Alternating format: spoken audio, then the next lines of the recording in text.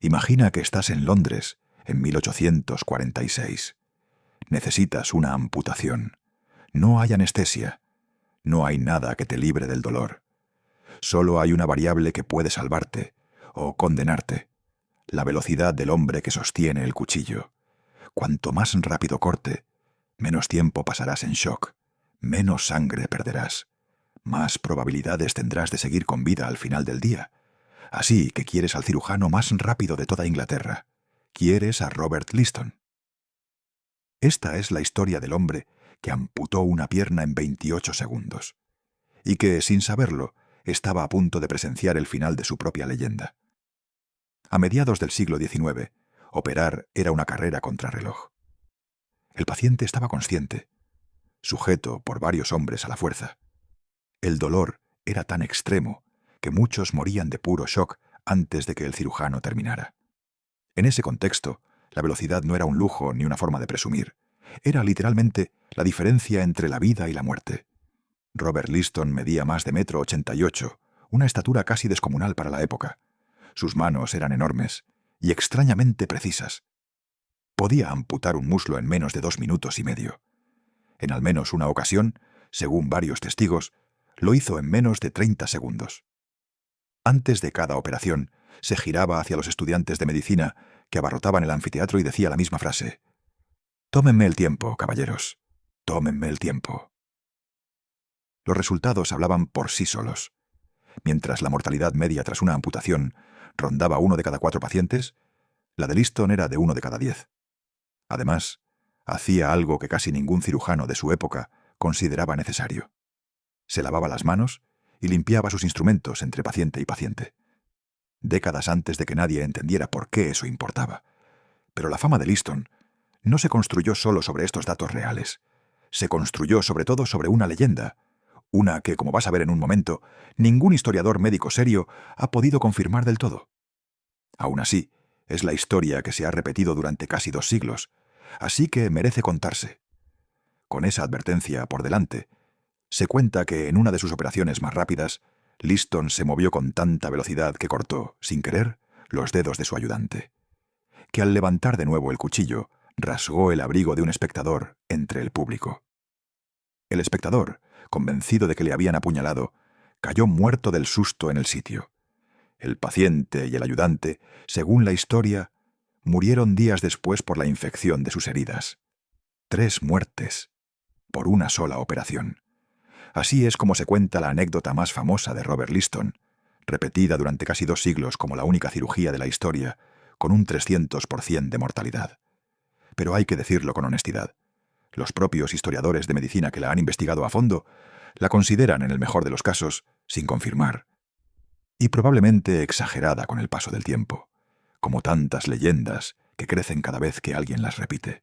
Lo que sí sabemos con certeza es lo que ocurrió el 21 de diciembre de 1846. 2 meses antes, en Boston, un dentista había demostrado algo que sonaba a brujería. Un compuesto llamado éter podía dejar a una persona completamente inconsciente al dolor durante una operación. La noticia cruzó el Atlántico en cuestión de semanas. Liston, escéptico pero curioso, decidió probarlo él mismo en su siguiente amputación. El paciente era un criado al que las crónicas de la época recuerdan como Churchill, con una infección de rodilla que llevaba años sin curar.